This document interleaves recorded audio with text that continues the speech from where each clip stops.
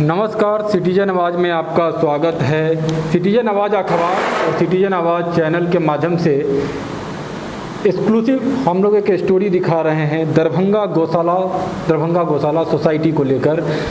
Citizen आवाज़ अखबार में भी प्रमुखता से इस खबर को जो है हेडलाइन में छापा गया और हमने इसको लेकर यहाँ के जो वर्तमान एसडीओ थे राकेश गुप्ता, उनसे भी बात किए थे, लेकिन उनकी जो कहना था वो पूरी तरीके से लिपापोती था और उनका भी ट्रांसफ़र भी हो गया है। नए एसडीओ साहब आए हैं दरभंगा में, दरभंगा सदर के।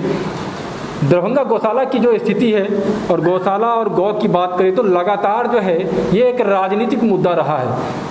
हमेशा से गौ रक्षा को लेकर जो है देश की बड़ी पार्टी की नाम हम नहीं लेंगे, लेकिन देश की बड़ी पार्टियों के बीच में जो है एक दूसरे के ऊपर जो है आरोप प्रत्यारोप जो है गौ रक्षा को लेकर, गौ सेवा को लेकर रहती है। लेकिन क्या स्थिति है गौशाला की? बिहार की अगर बात करें तो लगातार बिहार में जो गौशाला है वो अधिकतर गौशाले की स्थिति जो है, जो ज़मीन है वो अतिक्रमित है। गौशालाओं की स्थिति जो है पूरी तरीके से दयनीय है, बदतर है। ये कहना जो है गलत नहीं होगा। जो ग्राउंड स्थिति है उसको लेकर हम दरभंगा गौशाला सोसाइटी की बात कर रहे हैं। दरभंगा गौशाला सोसाइटी जो है लगभग 46 एकड़ ज़मीन जो है दरभंगा महाराज से दरभंगा गौशाला को मिला था, जिसमें लगभग जो सूत्रों से और जो डॉक्यूमेंटेड है, जो सरकारी डॉक्यूमेंटेड है उसके अनुसार लगभग 7.5-8 एकड़ ज़मीन जो है ये 2008 का रिपोर्ट है, जो अतिक्रमित है लगभग 8 एकड़। और प्रधान सचिव जो यहाँ के अभी मुख्य सचिव हैं, उनसे जब हमारी बात हुई तो उन्होंने कहा जो लगभग 45 एकड़ में 24 एकड़ ज़मीन अतिक्रमित है। लेकिन ये कोई आंकड़ा, सरकारी आंकड़ा नहीं है, ये उनका आंकड़ा है। लेकिन अधिकतर स्थिति जो है हम लोग जब देखते हैं यहाँ जो स्थिति है पूरी तरीके से बदहाल स्थिति है। हमारे साथ यहाँ पे मुख्य रूप से 2 लोग हैं। एक तो यहाँ के प्रबंधक हैं जो कंटिन्यू लगातार यहाँ पे पूरी कार्यशैली को देखते हैं। दूसरी तरफ पूर्व में यहाँ के मुख्य सचिव रह चुके हैं, कई वर्ष यहाँ पे सचिव कमेटी, दरभंगा गौशाला कमेटी में यहाँ पे रह चुके हैं। इनसे बात करेंगे और साथ में प्रबंधक से बात करेंगे। सबसे पहले पंसारी जी, आपका स्वागत है सिटीजन आवाज़ में। दरभंगा गौशाला की जो स्थिति है, आप जब थे यहाँ पे और वर्तमान की जो स्थिति है, क्या कहेंगे? जिस समय हम लोगों ने गौशाला समिति में पदार्पण किया था उस समय गौशाला की 0 पॉइंट स्थिति थी। गौशाला में एक भी गाय नज़र नहीं आती थी, अन्य जानवर घूमते रहते थे। उसी समय हम लोगों के द्वारा एक एजिटेशन किया गया, जो उस समय की वर्तमान समिति थी 2006 में।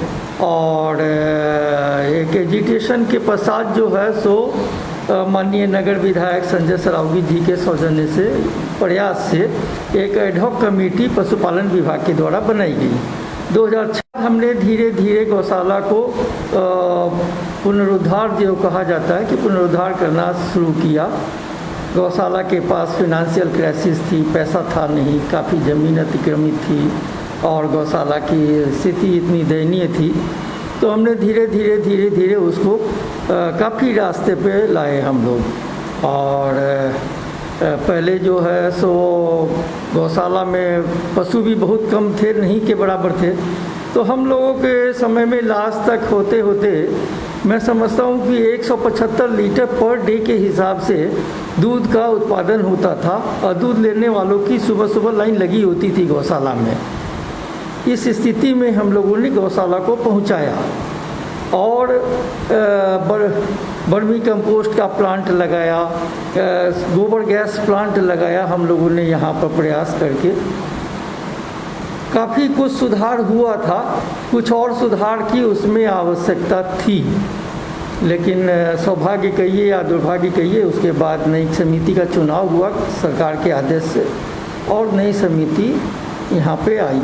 विनोद जी, आप कह रहे हैं कि जो आप जब थे 0 पॉइंट से शुरू हुआ, फिर आप लोगों ने इसको बेहतर, जिस तरह से आप बता ही रहे हैं जी कि 100 प्लस जो है लीटर दूध यहाँ से, क्या कहेंगे वर्तमान स्थिति को लेकर, क्या कहेंगे? यहाँ पे स्थिति है तो उसके लिए हम सीधे उसके लिए हम लोग गौशाला समिति को ही जिम्मेवार नहीं ठहरा सकते हैं। हमने काफ़ी फेस किया उस संदर्भ में।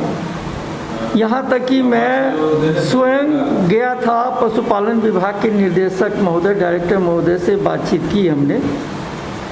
तो एक दिमाग में यहाँ कंसेप्ट है कि गौशाला की भूमि को हम लीज पर नहीं देंगे, जबकि सरकार के द्वारा गौशाला की भूमि लीज पे ली जा चुकी है, लेकिन गौशाला समिति को या प्रबंधक समिति को ये आदेश नहीं दिया जाता है कि आप गौशाला की भूमि को लीज पर दें, जिसका नतीजा है कि आज जो ये बात आ रही है कि हमारी जो 7 एकड़ ज़मीन लीज मतलब अतिक्रमित थी, वो धीरे धीरे बढ़ते बढ़ते आज 10 एकड़ ज़मीन अतिक्रमित हो गई।